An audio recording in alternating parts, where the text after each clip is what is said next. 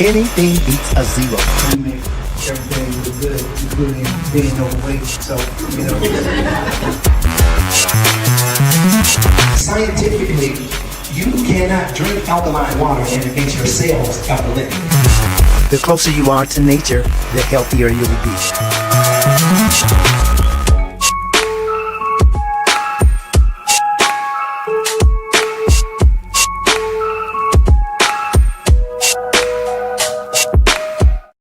Hello, hello, and happy Saturday.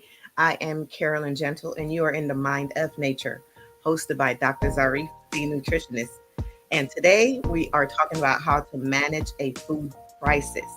So there's urgency put on this right now, how to manage a food crisis. So thank you all so much for being here. Thank you all so much for tuning in. Please go ahead and share the live. We are streaming right now on Facebook, we're on YouTube, and we are on Instagram. So thank you all so much for joining us here today. We are here every Saturday, 8 a.m. Pacific time. So thank you all so much for being here. Dr. Zarf, go ahead and join me here on stage so we can get the party going. There you are. Right. It's good to see you, everybody. This is going to be a really great show. So get your pencils and pens, your paper, your cell phone. Let's go ahead and put this into action. Before I get started, I want to acknowledge those people that have taken time this morning to join us. And I'm really looking forward to sharing this information with you because it's really a wonderful subject to talk about. And like, what will you do when they come for you? What you gonna do, bad boys?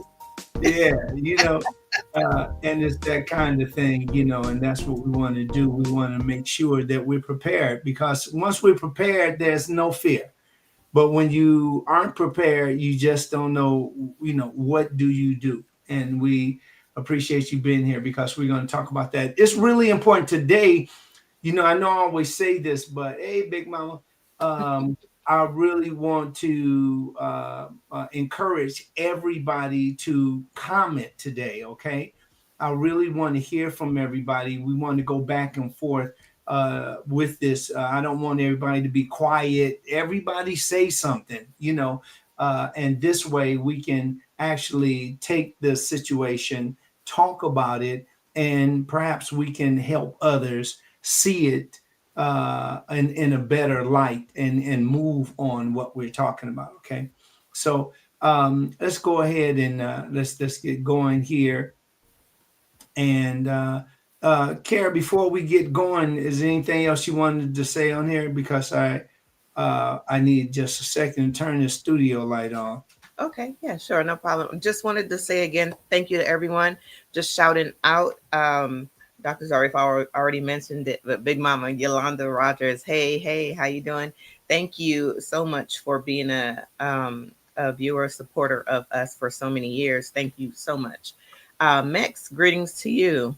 Thank you for joining us today. Please go ahead and share the live. Go ahead, if you're in YouTube, give us a thumbs up. Even if you're in Facebook, anywhere, just go ahead and give us thumbs up. What that does is it shows YouTube that, hey, people, they're interested in what's going on over here. So let me send more people out. Let me make this video, make this live available to other people. So that's what it does. And it really does help us to be able to grow. And that's the goal, to be able to grow and get the message out there. So again, thank you all so much for joining us. Dr. Zarif, go ahead. Thank you so much, Kara. We wanted to say hello to everybody over here too on Instagram. This is really, really great. I'm so glad that people are doing something about it. Mex, MEX is in the house. Thank you very much for being here this morning. And of course, we want to thank you for being here. Look, we need you to subscribe. We're doing good, but good isn't great. So I want to do greatly. So let's get that going on. Carolyn, thank you very much for being just a trooper. because it's been like, oh man, and but so we can't get enough of it. So we want to bring you this news. Okay, so let's go ahead, everybody. Make sure you take some notes. Just don't be a person just listening and then you don't go and share it. So let's go ahead, take some notes. Oh, as I introduce this is a confluence of events here at home in the United States, because that's where it really counts. That's where our home is. This is a global, it could be a global issue, however. Um, uh, this is an issue that's influenced by domestic and global factors, and it's raised the ever increasing possibility that we could be headed into a second major food crisis. Now, it goes without saying that any existential or practical shortage of food will have dire implications for the health and well-being of the citizens of this country. And that just simply just says that we have to take care of us first. And there's going to be a lot. There are so many people that are just waiting around to die, waiting around to die. People that we know that don't do anything about it. They're still addicted to that entertainment. They can't do without it. And entertainment includes all of the gossiping and shade that a person can imagine. And it doesn't help us to move forward. You hear more of the N word. You hear more about fighting. You hear more about Black people killing other Black people constantly, because we're so addicted to, instead of listening to higher thought, we listen to these automatic negative thoughts, and we continue to use that against each other. Now, we know that we can't save the world, but we know that we can save some people that care about their lives. Stop waiting around to die. We all gonna we'll be the star of that occasion one day, but we don't need to speed it up. We need to go ahead and take every moment and live by each moment as powerful as we can, and do all that we can to connect with people of that same vibration, so that we'll learn more, do more, and feel more as we are given this very wonderful opportunity and possibility to live a great life. Now, how can uh, how can you live without water? Can we live without water? Once we understand this, we'll really see the impact of not having food. So, or water. A person may only survive for a few days without water, and various factors uh, of the effect of how much water that we need.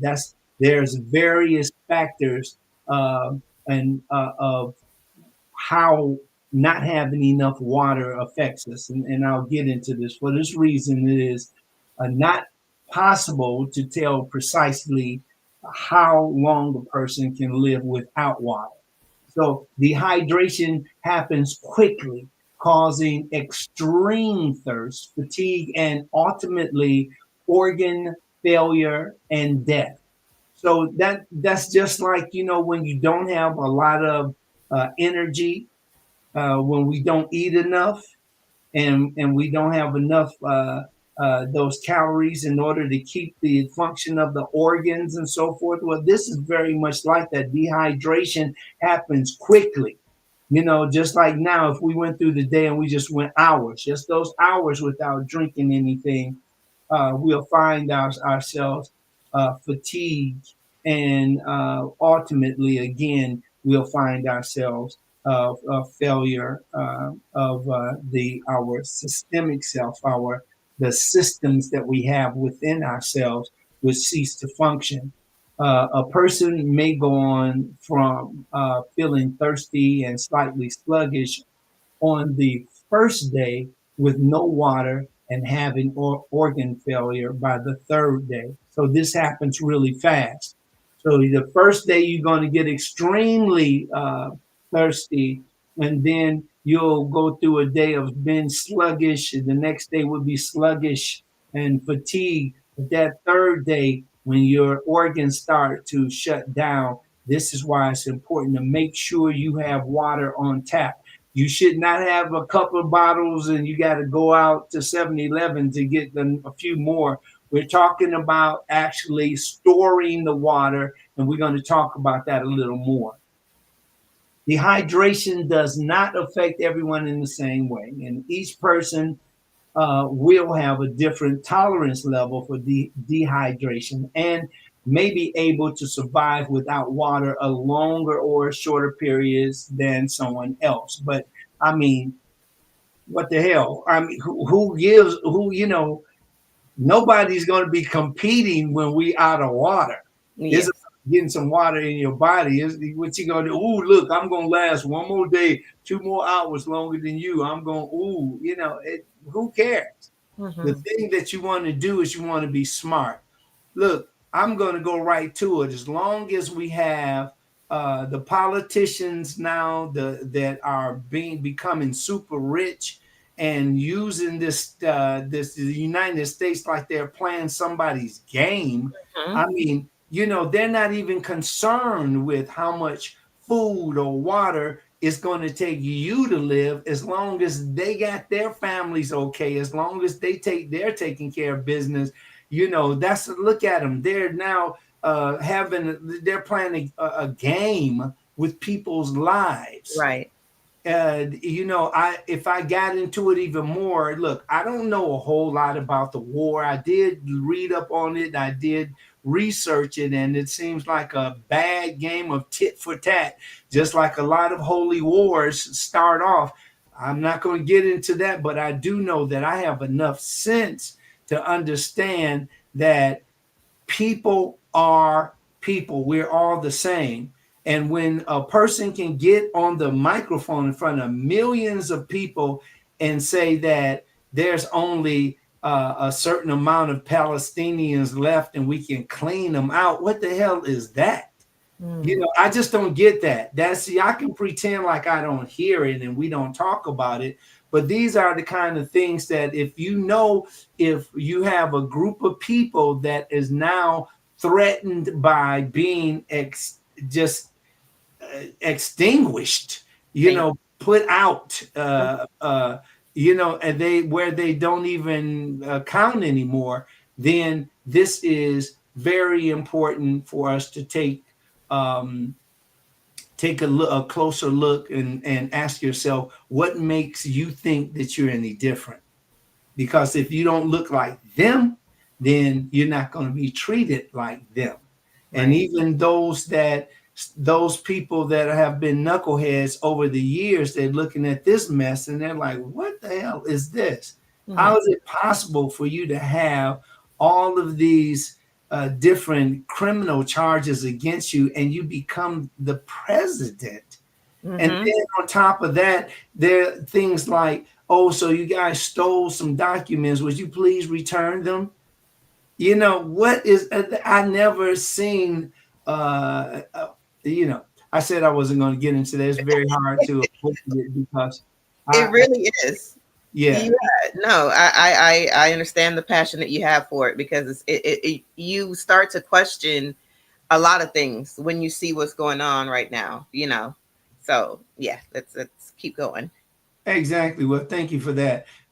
Because it's just one of those things that we got to make sense. We got to have some kind of passion behind, especially nutrition, because nutrition, when it comes to nutrition, it's on that list of some of the most debatable, argumentable subjects that you can talk about. Like you got politics, you have religion, and then there's nutrition. Nutrition is in there. You know why? Because it's so entangled with religion. Nutrition is religion. And when we break that down, like we have so many times, we understand why. Now, excuse me, let's go on to um, what a person eats may also affect how much water that they need. For example, a person who eats a water rich food, such as fruits and juices, vegetables, they may not need to drink as much water because you have a large water content in vegetables, in fruit, in your juices. Now, the environmental conditions a person is in will also affect how much water their bodies get. So if they live in an area where it's dry, of course you're going to demand for more hydration. If you're in a person around you live where maybe in a place where there's a lot of forestry, or there's you live close to an ocean where you have a lot of precipitation, it may be different, or even in rainy regions. But the um, weather has changed so much, we don't know what's what, where it snows extremely hard. Where it rains, it floods. Where it's dry, it catches on fire. So, we have a big change over this time because of so much disrespect for the earth, Yeah. in the name of money, Mm. not in the name of a creator or God or Jesus or Yahweh or Allah, Jah, whatever you call the omniscient power that we all are under the auspices of. Mhm. In the environmental conditions, a person is in will also, as is in and will also affect how much the water that the body uses. Now, a person that's living in a very hot climate, as I said, it'll be hot, it'll be cold, and that can make a real big difference in how long you're going to last. Now, that's water. And we just talk about the water in the sense of how bad we need it. Remember that the water starts like today. Like if you start getting thirsty and you don't have any water to drink, that starts to break your body down today. Systemically, the functions of your body and physiologically, your organs start to shut down day one. It starts to slowly, and then by day 3, you're going to really have some very, very serious problems. This is super important because water should not be taken for granted. Some people have the nerve to say, I hate water. Well, mix it up with something that you like, okay? Take that Coca-Cola and dilute it. You probably don't like that because the carbonic acid won't feel the same, won't get the effervescence. So let's go ahead. We don't expect that everybody's going to jump on a wagon and say, yeah, I'm going to take care of myself. But we're about those who will. So we won't even use any energy talking about the ones who don't. They're waiting to die. Have mercy. Now, let's go ahead and talk about this food. Food is an essential. Now, while I'm talking about food again, remember that water, just think about 3 days. First day, thirst. Second day, so you extreme thirst, and the person starts to be sluggish and fatigued. And the third day, what happens? That's when the organs start to shut down. So that's water. Now let's look at food. Food is essential for life in providing the nutrients and the energy required for survival, growth, and overall health.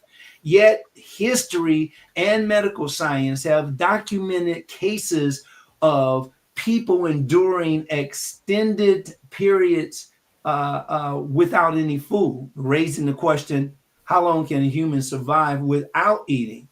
While the answer depends on factors such as body composition, hydration, activity levels, and underlying health, the human body is remarkably adaptive and capable of surviving weeks or even months without food under specific conditions. Let me go ahead. Fasting, starvation, and survival in extreme conditions have long been studied for their effects on human physiology and psychology. This is why I say all the time that you cannot talk about nutrition without talking about psychology and the different sciences that are connected to nutrition. Mhm.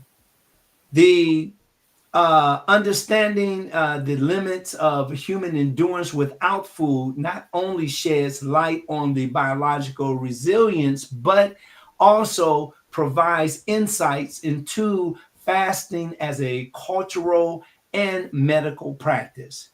Okay, so we're going to talk about some of the science of starvation and the stages that the body goes through when it's deprived of food. Let's go to the next one. Now, stages of starvation, when what happens when we stop eating. So I'm breaking this down to you little by little so it's not so convoluted or confusing. So the stages of starvation, when a person stops eating, the body enters a state of fasting first, and eventually it progresses into starvation. So when a person says, "I'm starving," that just means I'm very hungry. But what when we look at our body and we find out or we observe how our body is functioning, we find out that the body first enters a fasting state and eventually progresses to starvation. If the food deprivation continues, if you start to eat, of course you can of course subside. This process involves distinct stages, each characterized by changes in metabolism and physiological function. Now let's start off with stage one. Stage one, glycogen depletion. Glycogen depletion happens over this 2 days. So in the first 24 to 48 hours without food, the body relies on glycogen stores in the liver and the muscles to maintain blood glucose levels. Now, remember blood glucose. This is just blood sugar that our entire body, our brain, our spine depends on mostly. Glycogen is broken down into glucose, which provides energy for the brain, the red blood cells, and other glucose dependent tissues. During this stage, hunger pangs are pronounced as now hunger pains are pronounced that clear that up so you don't think it's some kind of poetic way to say something else, but it kind of is. The hunger pangs, that's like your feeling of hunger, having a real strong appetite. Those hunger pangs are pronounced, intense, as the stomach and the intestines signal the brain to eat. Next, metabolism slows slightly as the body prepares for energy conservation. So there is the metabolism slows down. The body is shifting in order for you to live longer. And then fat breaks down, the fat breakdown begins. And this is why a lot of people that starve themselves or the people that going on these little fasts and all that stuff, they're like, "Oh, I got less fat." But a lot of times it's less water first and then the fat comes after that. So fat breakdown begins, but is not yet the primary energy source. Now, this will get into those of you that are in, if you're into ketogenesis or the keto diet, you'll understand this more because ketones and starving your body and your body starting to use ketones is when you start using the fat of your body as the major source of energy. Those people that are healthy, they use their main source of energy are carbohydrates. Okay, so we get into that at another point. But now let's go to stage two, fat metabolism. This goes through the second day all the way to 7 days. As glycogen stores are depleted, the body shifts to burning fat for energy. This metabolic adaptation is known as ketosis, where the liver converts the fatty acids into ketone bodies. Now, fatty acids, remember again, we talked about the different oils, the different EFAs, essential fatty acids. And here it is showing up again. This is why we break these things down. And fatty acids, it breaks it down into the ketone bodies and alternative energy source for brain and other tissues during the stage. Now, our brain, there's a whole lot. I don't want to go that road because there's a lot to get in your mind on this subject. But just take these things little bite at a time. Let's go ahead and continue talking about stage 2. Hunger diminishes as ketone bodies suppress the appetite. Now, let's look at that a little bit. The ketone bodies. The ketone bodies, they are produced when a person ceases to eat over amount of time, like intermittent fasting, for instance. Whenever you make a change in the idea of a way to eat, you're also changing the way that your body reacts to that change.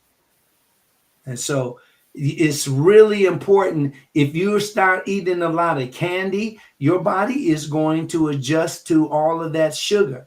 Not meaning that it's going to be healthy, it's just going to adjust to that sugar so that your body is going to get the best out of that. Many times we overdo it and we start to actually interrupt things like our vision and our nerves, and so on. Hunger diminishes the ketone bodies as the ketone bodies suppress appetite. No appetite when you start. There's different ways that when you start eating, for instance, with these long hours. I think every 2 hours you should have something at least to nibble on before your main meal. This is why I teach the rhythmic ingestion, which is something that you need to, when the book hits, I'll definitely let you know. The body becomes more efficient at using fat for energy. Again, we talking about these ketones again, and some people swear by it, and they're ketone.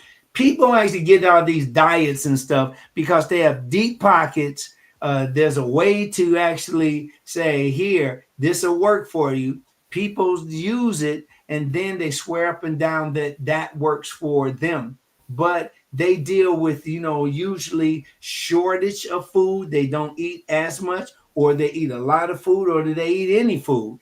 But what it comes down to is your eating habits, whatever your eating lifestyle is, that reduces the risk of disease, that reduces the risk of infection, that reduces the risk of death. So whatever and however you're eating, whatever you're calling it, make sure that those points are answered. Next, the physical and mental energy levels may stabilize temporarily. And ketosis is often associated with medically supervised fasting or ketogenic diets.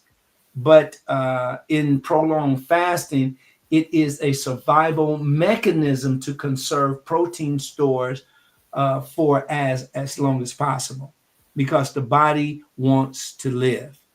Okay, now I'm going to give you one more, because this is the one we already talked about. Stage 1, we talked about that when what happens in stage 1. We talked about in stage 2 when the metabolic changes. But now we're going to talk about protein breakdown and starvation, and this is for 7 days and beyond. Now, after several days without food, fat stores begin to diminish, and the body increasingly relies on protein for energy. See, this is past the ketones because the ketones, remember, this is when the body relies on what? It relies on the glycogen. Well, no, we're not going to go down to glycogen is the first. The second is the fat. So first the body breaks down the glycogen that's stored in the liver and the muscles. Remember that? And then next what happens is there's a metabolic change. The metabolism slows down, and then that also causes that slowing effect on our organs. And now we're talking about the protein. Also, I want one more thing in the fat metabolism. That is also when many people are using or about to use the fat as the major or primary source of energy. Now we're talking about the protein breakdown and the starvation. So after several days without food, fat stores begin to diminish, and the body increasingly relies on protein energy. And this stage marks the beginning of a true starvation.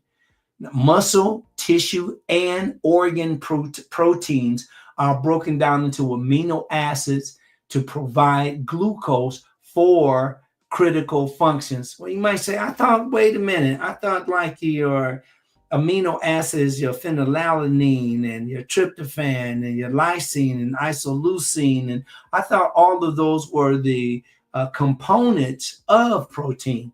And you're right. And at the end of your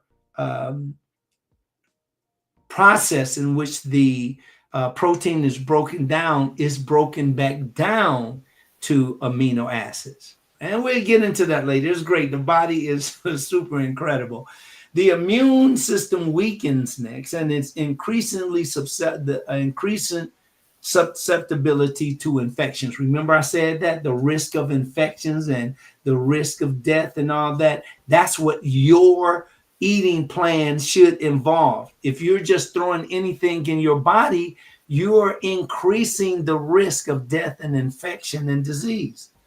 Now let's look at the physical weakness that it causes, the cognitive impairment. Cognitive impairment is an interruption of a disturbance of the way that one thinks, the way that that mind works, the process of thought, and emotional instability become more pronounced. So even with so many people that have mental problems, when you don't eat correctly, you increase those mental problems. So the mental illness actually gets larger instead of you controlling it. And that's definitely that's doing yourself a disservice, because of course you want things to get better. Now we've talked about this a million times, canned foods. And the canned foods, you hear people saying, I don't eat anything from a can. Well, ladies and gentlemen, if you're talking about surviving a food shortage, these canned foods will probably end up being your best friends, because it has the food in it. Remember, we're not talking about living like this for a lifetime. We're talking about in emergencies, or when you have a shortage of time, or, when you don't have the choice. So canned foods aren't as bad as they're made out to be, but the cooking or preparing of fresh foods, of course, is a whole different experience. And let me say, tomato paste, things like tomato sauce, and anything with the tomatoes in it, and some soups that you can just put into a pot and start to warm up, add a little water in it, maybe a little flavor. These things can really help survive through the way that we presently live. Everybody can't go to the restaurant every day and eat. That's, or start to depend on being served by these quick serve restaurants. Okay, let's move on. So canned foods, they look like that. We want to start talking about ways that you can actually stockpile emergency food. Remember, here, emergency food, and we're going to talk about some other emergency foods. So we're going to get to it. There are three main ways that you can go about stockpiling emergency food. So I ain't gonna even make light of it. Money is the important thing here. When you talk about stockpiling food, it's just like me when I'm doing some presentation and it causes for a lot of food. It's gonna also cause for a lot of money. So most people are just being entertained by it because they're not buying it. But once you start buying it, you move out of that little room that you've been using as you went to college, or you're sharing another room or a kitchen with somebody else. You start to appreciate these things a little more. So let's go ahead and talk about what do we do about stockpiling food, which means to store it, to stack it. Number one, buy instant meals from the supermarket. You can buy these from the supermarket.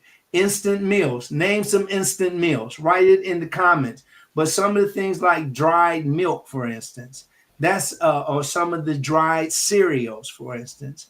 Other things. You can even take instant stuff like honey. This already ready to pour on whatever.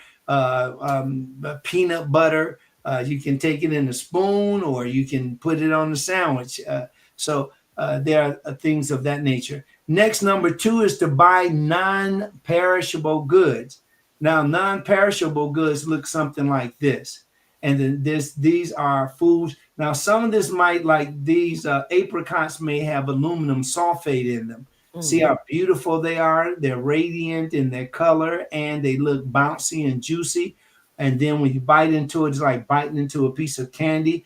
Well, you don't want to eat much of that and make that like a habit. These are things that we do that are temporary, momentarily, sporadic. So don't fall in love with that because you may be eating too much of the aluminum sulfate. Again, looking at some of the foods that are non-perishable, and that means that they won't go bad. And these for a long time. These are the different foods, or this is just an example of those foods. As you see, the cans are even made differently now, where you can zip the top off and then put like maybe a lid on the top. It's really incredible how many things have changed for the betterment of our use. Okay, I'm going to stop right here because I want to see if there are any questions, and I wanted to ask answering those questions. Carol, why don't you take care of the reading of the questions, and then we'll go ahead and get right back to it. Carol, you are. Thank you so much, Dr. Zarif. Thank you to everyone here. There are a few comments that let's see that were made. Let me see here. Mex home-based gardening is definitely the way to go. So yeah, I that's something that I definitely need to get on, which is gardening. Just starting off small and then just working my way up to bigger things. Yolanda actually made the comment saying we got to start more home-based gardens. Um, my day had a garden full of vegetables, even a grapevine. Okay, so yeah, Great. yeah, definitely starting small, because I think sometimes when people think about gardens, they think it has to be a full field, and really you can start off with something that's like in the house, uh, Right. something Vertical gardening and vertical farming. yeah, yeah, I've seen those too, and it's like, oh, that looks great.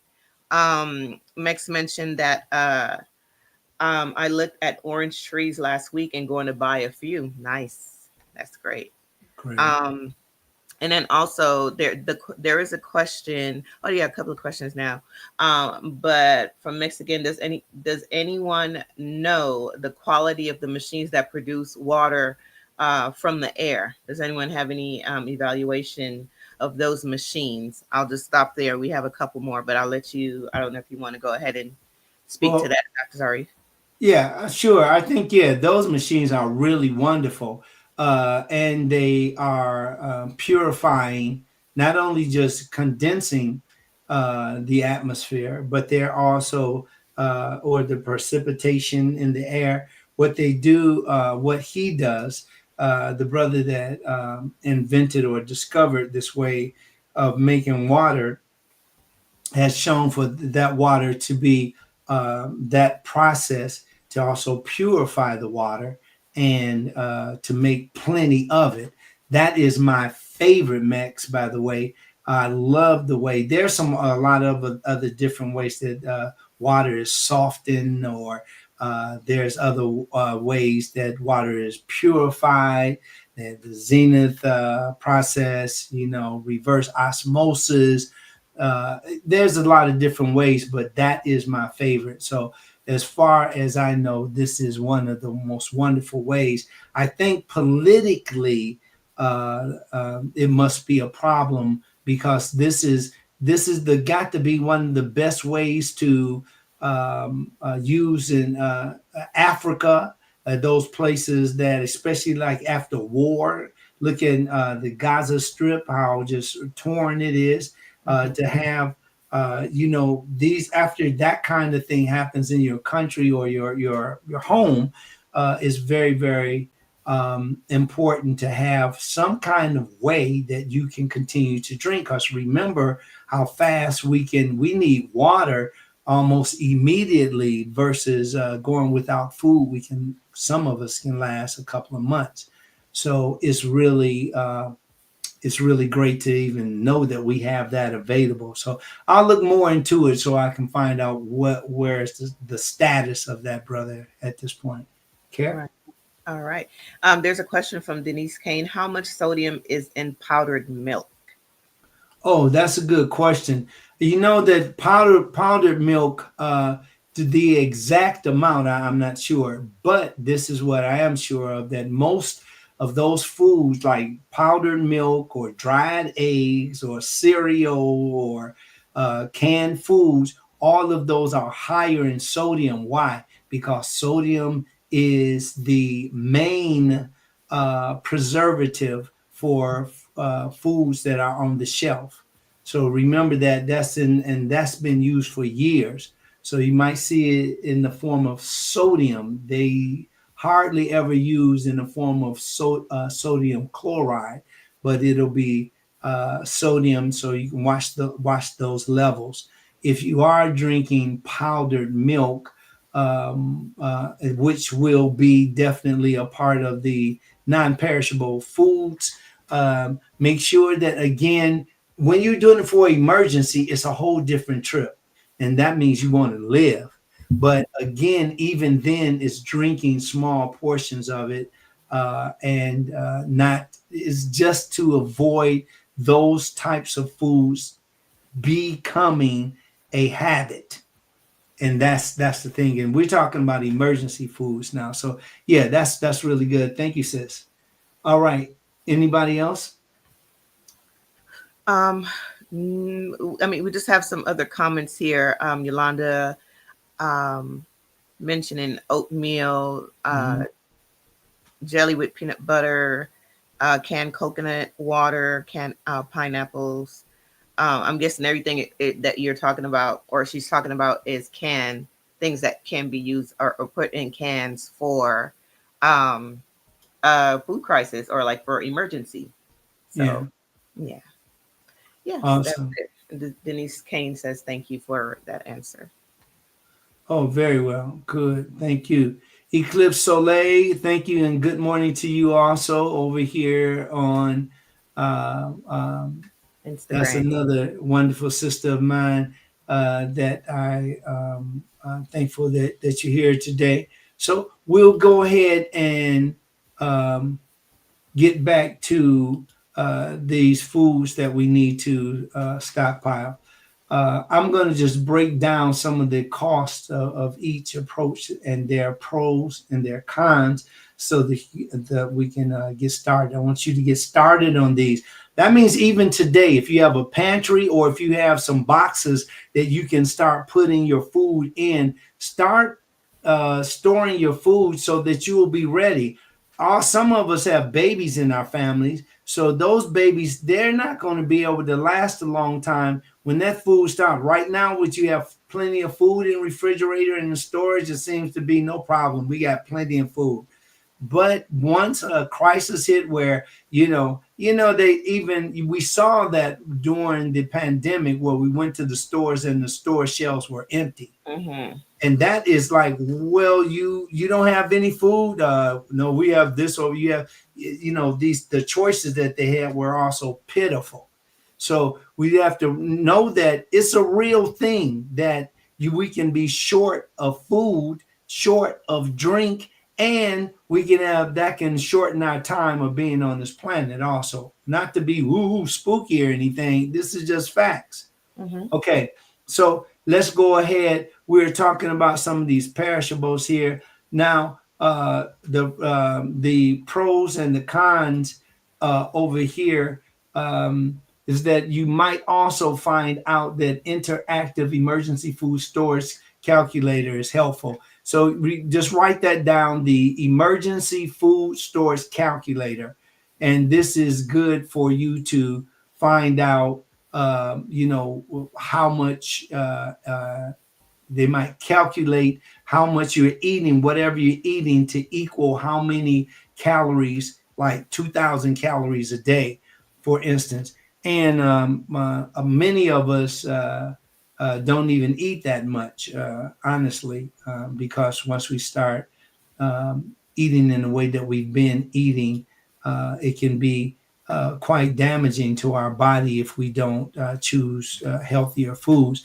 Emergency food storage calculator is how much food do you need. So the emergency organizations like the Red Cross and FEMA recommend having at least a 2-week supply of food at home in case of the emergency strikes. So those people that their homes burnt down, all the food, the furniture, everything. I want you to spread, expand your mind now, not just thinking about just your house. I'm talking about when the whole communities have been wiped out, and it may happen again, but it's up to you to be ready for it. Now, how are you going to? You will have to decide what and where. But it's really important to have some kind of plan. You must have a plan. So a 2-week supply is what is recommended by the Red Cross and FEMA. However, recent disasters have shown us that emergencies can last much longer than just 2 weeks.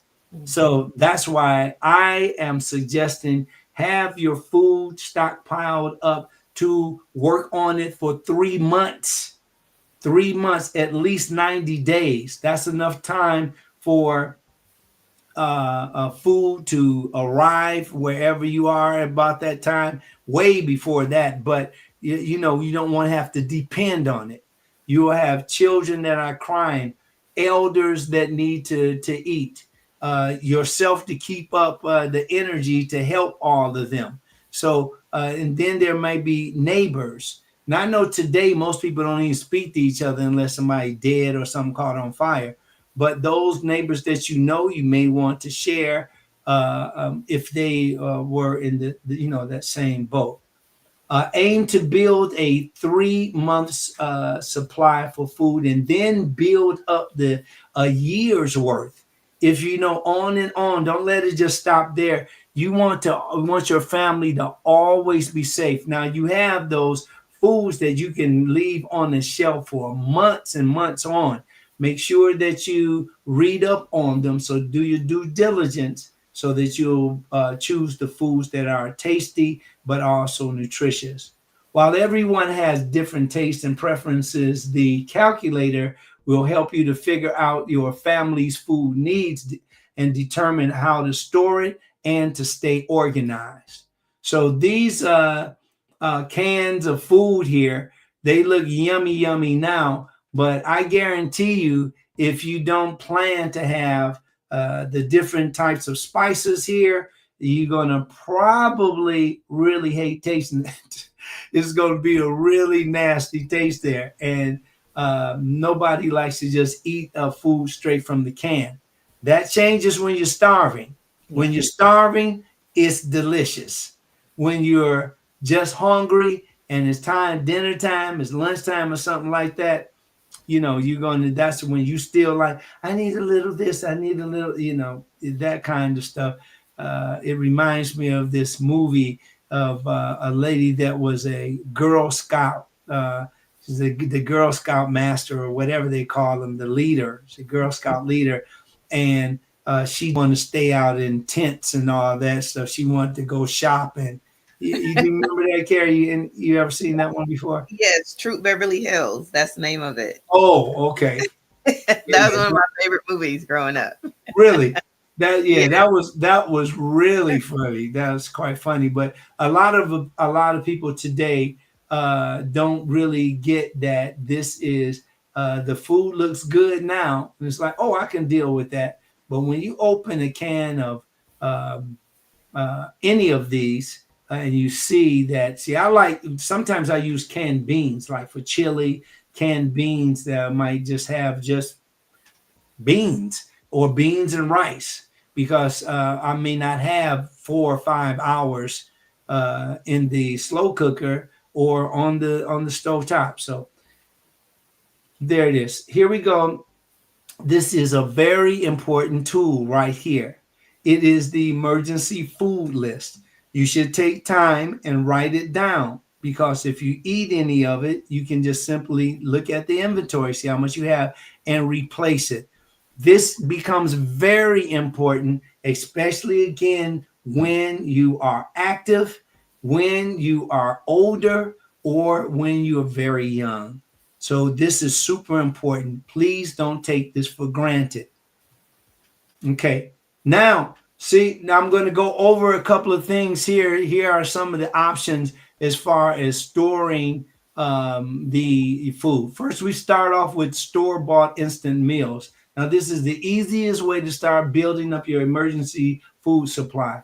You can just buy a bit extra at the supermarket each time that you go.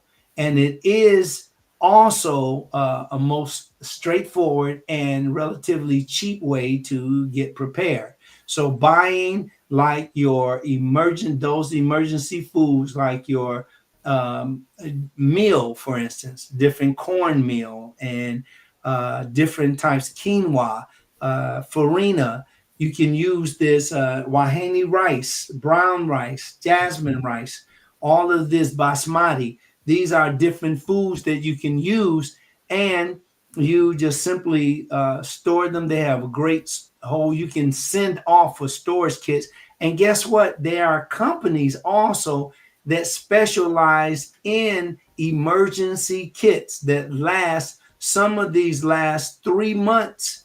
They already got everything packed for you and in the right package and everything. And they start something like $300 and something all the way, up higher. But it's important for you to get it started. And if you don't have enough time, you have companies that'll do it for you. The next thing is an example of the foods that's going to go on your food list. Pop-Tarts, oatmeal packets, breakfast bars, granola bars, boxes of cereal, canned soups and stews, mac and cheese boxes, and Parmesan couscous mix. Now, the thing about you, for those of you that don't eat dairy products, of course, you would dismiss this, but you might find that dairy products come and they go a long way when it comes to preparing for a drought or a crisis. You see, so it's just really important. If food takes a whole nother meaning when you're starving. When you got everything, you can go to the kitchen. I can go to the kitchen right now and take something out and be satisfied. But when you know that you got to like eat a little bit of this and save it because the store down the street isn't as impacted, isn't is not available to have a lot of your foods and your cans, your packs, your boxes, all of those things like oil, bottles of oil. And then there may be ways that things can be packed as safe as possible, because sometimes when you use glass, especially during those times where there may be fires or tsunami and all that all this changes. Hmm. So you take all those things, your weather, take it into consideration when you're living in a place that has a lot of snow. I'm from Detroit. I know Detroit has been really cold here lately, I've been told. And then you have other places that never even snowed in those areas before, but they have plenty of snow there. This is why we want you to um, do things, choose foods that will help you to be healthier. We're going to But go to shoot. Go ahead, Care. yes, in the comment mix is asking, where do we get that emergency food list? So it'd probably be about two, what is that called? PowerPoints back that you had that, and there was something that showed where you can get that list, or you can get Yeah, more. you can do it faster than I can tell you. You can actually, what you can do is you can just search it and search for those emergency foods, and you'll see a whole gang of stuff there that you can choose from. So there's a whole lot of different companies. I don't want to say anything in specific because they ain't paying us a nickel. So we want to make sure that you choose what, just read over it, and you'll see it's just a whole lot of um, um, available items there for you, and how it's already boxed for you. It's already ready to be stored for you, and it's right on the internet. So just go into search and then search for emergency foods, and you'll see. Okay. And everybody can do that. If you don't have the time or the know how to do it, that's what you can do. Okay, thank you for that, Care. Thank you, Max, for that. Okay, here the example. The bars I usually don't eat by, and you probably won't be thinking about this, but the calories are units of heat and energy. So right beside here, I've put the different calories. Like Pop Tarts is going to give you 200 calories each, and then it's going to cost you there. It costs about 25 cents or more each, and then the oatmeal packets, when you cook that, that's about 160 calories each. Now, how do you convert that to you having energy? You will find that things that are energy or caloric dense, they give you more energy and you last longer. You get things like granola bars, that's 100. Some of them are like 60 if they're the diet type, 100 calories each. These are foods that can also be utilized very rapidly, broken down very rapidly, and you'll need more. So things like mac and cheese, as I was saying earlier, look, 500 calories. So this will keep your stomach full for a longer period of time. The canned soups and stews, they also last a longer time. If you're lucky enough to have a stove available, you're really in good hands, because then you can cook. And if you have something that you can store, like even these really wonderful coolers today, these coolers are really good. They seal really well. They keep your food hot or cold. That's what I'm talking about. Think like that, not just a pack of potato chips and a Coke, and you're saying like this is gonna last me, because you're playing with yourself. All right. The energy meal day one. This is an example. 2 Pop Tarts. You can have a 20-ounce canned beef stew, which is 500 calories, by the way. Another mac and cheese is 540 calories, and you also see the prices. So it's not as much as you think when you do your homework. So don't worry about like, oh, I don't have enough money, I'm gonna die. It's not like that. You go and just follow these instructions, play this back. And for those of you that didn't see what was going on earlier, play it back so you can, because we got a lot of information there for you, and no family has to suffer. No family has to suffer. Emergency meal day 2. We already saw what we ate over there, and this is less than 2,000 calories, but you can still live off of it. Let's look at that right fast. I'm just going to calculate this. 505.40 is 1,040, and 1,040 plus 400 is 1,940. So that's almost 2,000 calories.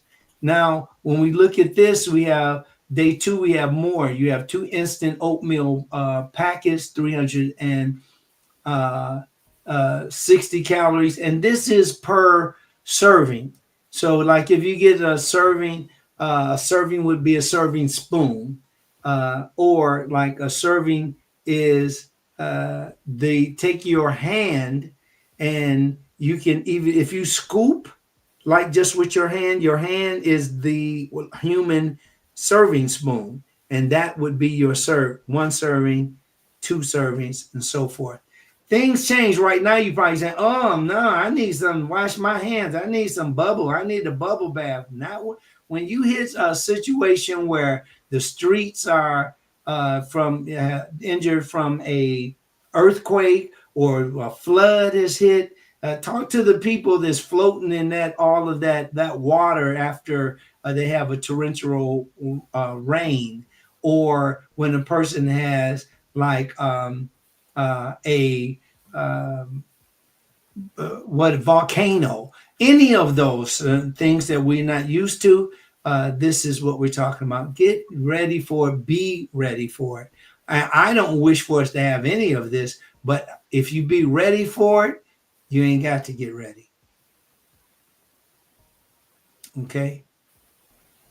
So, all right, here, the emergency meal plan. Again, this is your 3rd meal, and this is just some more things that you can get here.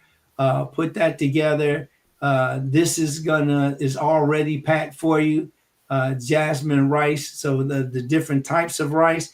And some rice is in very good packets, especially the ones that seal up at the top.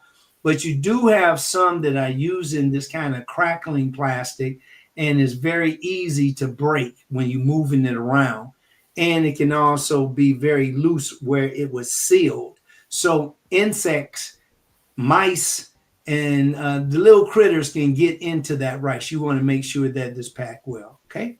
All right. We're there now. I'm just going to go through this right fast. There is a lot of hardcore industrious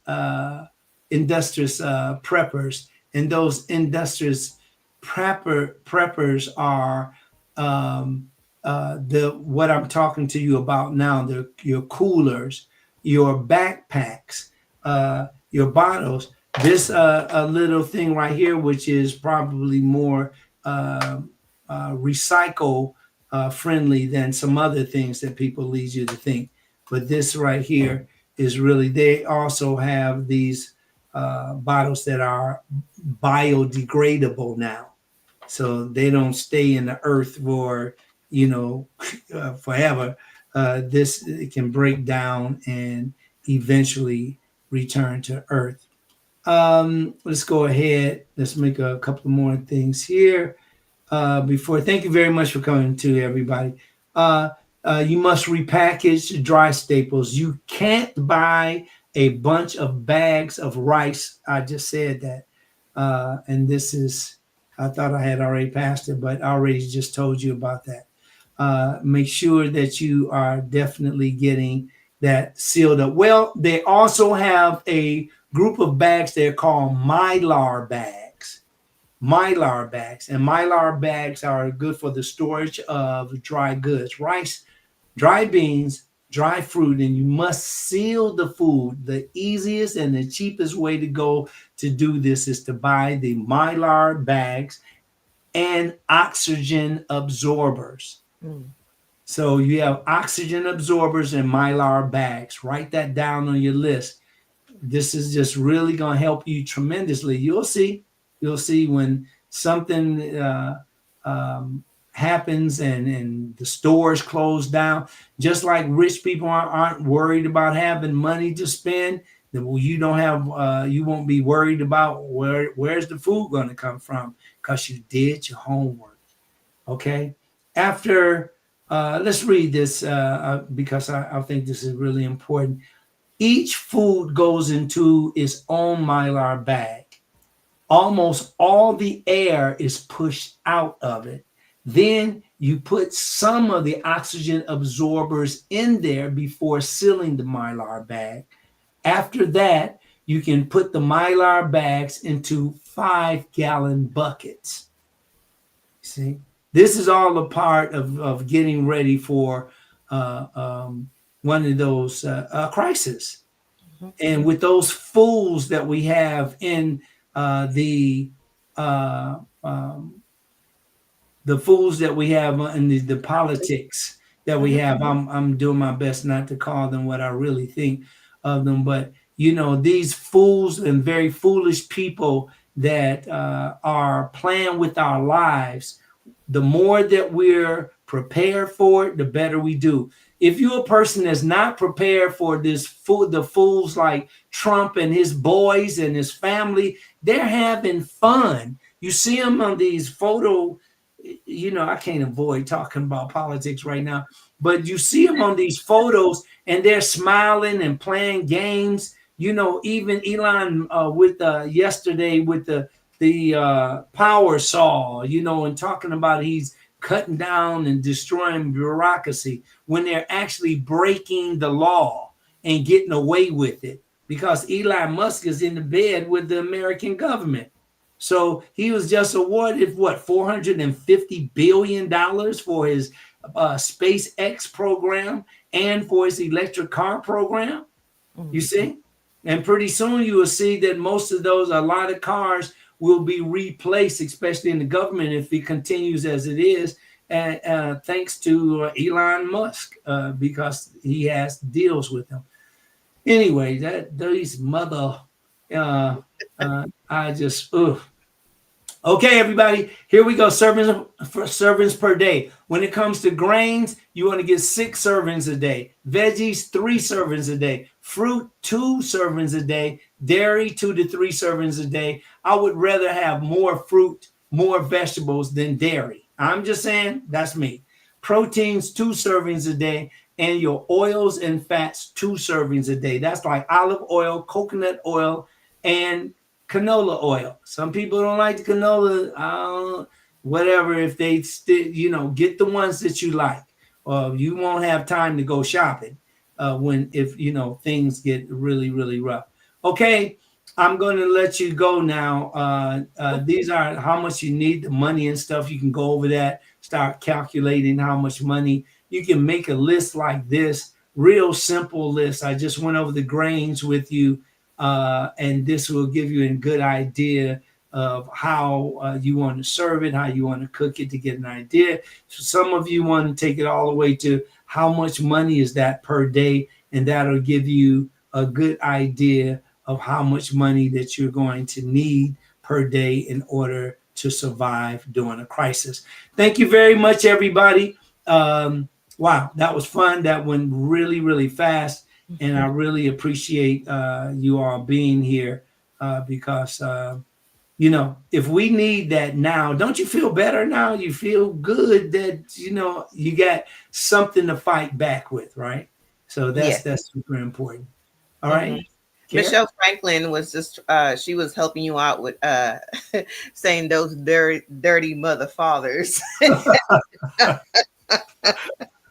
She's out, because she knows your pain, she feels your pain, so she was just helping you out with that. Thank you, sis. I appreciate that. Yeah, and this is really, really, and it's really insane that I feel like when you let somebody in your house, a stranger in your house, and then that stranger start lying about what they're doing. I didn't take that salt and pepper. It wasn't me that took the ice cream out the freezer. And this is a stranger, and you allow that person to stay there. That's what they're doing in the United States. They see people, look, I'm losing my voice. They have people that are just totally disrespectful about our laws, about our citizens. They're handcuffing people that were here to make a good living, that never ever did anything to go to jail. They're not criminals, yet they're deporting these people like they did slaves in shackles. Man, these mother fathers, I just really, I'm sure that I'm not the only one. This is something I'm not going to get comfortable with it.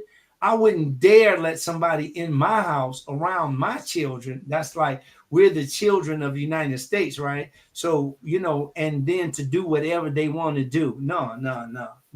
We have to fight to the death. And I don't plan to be the one on the bottom. It's really, really important that we get our act together. It's beautiful to say king and queen and sister and brother and all that stuff, but we got to come together, do some things together in your neighborhood, or even if you don't get your neighborhood together, get your family, like make sure, call them up. What are you saving? What do you have stored? Get those things, get all your Cliff Bars together, get your raisins and your apricots and your mangoes, all of these dry foods and stuff. When you do this, you're better off. When that baby cries, you got something to answer that cry. When the grandma or granddad is too old to do their thing, get up and stuff, you have the facilities, you can facilitate that.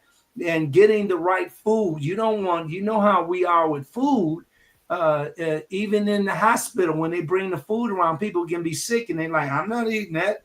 And then we have the old sneak the food into the hospital thing, which is something that that we don't, usually that food is filled with the trilogy. And one of the trilogies is the sugar and the oil and the salt. Okay, everybody. I think that's it. Thank you so much for being here. I really, really appreciate you. And I want one more thing I want to make an announcement with. We want to jam pack Mount Tabor. We want everybody to come and work out with us.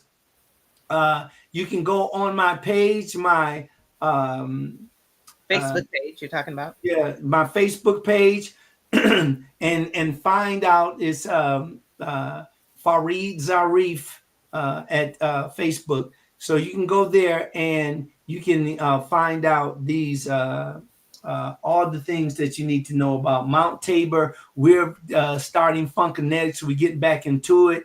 In a few days, we're going to the few more. We got more things coming. I don't want to tell you everything. Come on out and find out yourself, and bring your mat, bring some light weights. And this coming up the 1st of March, that's our next class at 8 a.m. The 1st of March at 8 a.m.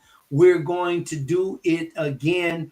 Learn more about nutrition. Learn more about exercise. Man, we want to live, not just be, surviving. We want to live, thrive. Go ahead, Care. Well, this is a correction. It's 9 a.m. 9 a.m. I said 8 a.m.? Yes. I'm thinking about our show. Sorry. Thank you very much. Michelle, yes, you just put Michelle just put 9 a.m. as well. Yeah, I know you're passionate. You want us to come on out. I'm on it. I'm telling you, boy. Thank you, sis. She always, my sister always looks out for me. We're gonna have this. Speaking of Michelle, my sister that's on here now, she is talking to all of you. Those of you that want to come, the first 10, she's going to pay the first 10. And that's really important. See, we have no other class that we have nutrition. I know nutrition like I know myself. And it's really important for us to learn that. With another thing, the first one, I'll pay for the first 10 new people. Now, remember, new people, if you've been there before, you know that we're, in order for us to continue the good work, we need to be subsidized. We need to have money. We need to have monetary gain. We need money in there. We just need money. That's the real thing. So remember, don't go up to Michelle saying that, I'm here. Right. Yeah, she's gonna just say, "Well, good morning," and that's $10. The each class is $10. So this is not like something that you're gonna get every day, and this isn't going to be available all the time. So take advantage. Come and work out with us. You already in LA. I know some people in Detroit. My people in Detroit right now wish I was there to do it, and they were throwing down in Detroit. I don't know why they don't have a funky class there. Detroit is the home of funk. But anyway, we're going to we'll see you there. Remember again, the first 10 people at Mount Tabor Missionary Baptist Church, right there on Western and Gage. Look at the information that's right here on my Facebook page. Kara, you want anything you want to say as we get ready to close out? Yes. I wanted to add that the banner to it just so people saw the address, and I wanted to make sure I got it right before I put it up there. But that's the address for anyone that's All interested right. in going to Mount Tabor Missionary Baptist Church. It is there, LA, Los Angeles, California, of course, 9 a.m. So definitely. And we want to have fun. We get funky and get down. This is Mount Tabor Baptist Church. Isn't, like, no, you can't breathe that way. You can't, it's the wrong color and all that. This is a very beautiful environment, beautiful people, beautiful church. And we want you to come there. Mm-hmm. Please spread the news. Take this information down and spread it with your church members. Spread it with your clubs. On Saturday, next Saturday, we want it to be out the door. We want it to be full, but it's nice. It's got well ventilated, and we're going to have a ball. Yeah. In the morning, sometimes when you get there, I know it's cold getting up in the morning, but believe me, we warm you up. Mm-hmm. So don't worry about that. It's just a temporary thing. Get rid of the excuses and get more reasons to get better. Okay. That's it for right now. Carrie, you want to say goodbye, and we'll go yes, ahead. Of course. Thank you all so much for joining us. Appreciate everyone that dropped a comment, that gave us thumbs up, that shared the live. Again, all those things are so important, and we really do appreciate everyone for doing that and for just being a part of what we're doing here, because we're building, we're growing, and really do appreciate you here. Saturday, 8 a.m. every Saturday, 8 a.m. So join us again. Thank you all so much, Dr. Zarif. Yeah, thank you very much. I wanted to do a special thank you to Dr. Thompson. He was here last week, and we did a pre-recorded, but I did see or hear, I forget, either I read something that he wrote as a comment, but I'm glad that he's here.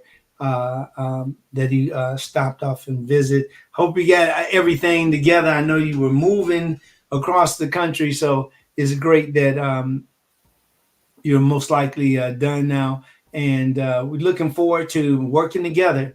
Everybody have a beautiful rest of this weekend. Please pass the information about this. Like, we are a excellent, wonderful show, The Mind of Nature. And because of you, we're still here. Look, we're doing this year after year because we want to thrive, not just survive, not just hardly make it. We want to live life at its fullest. I'm Dr. Zarif, the nutritionist. And I'm Carolyn Jantle. Thank you for joining us.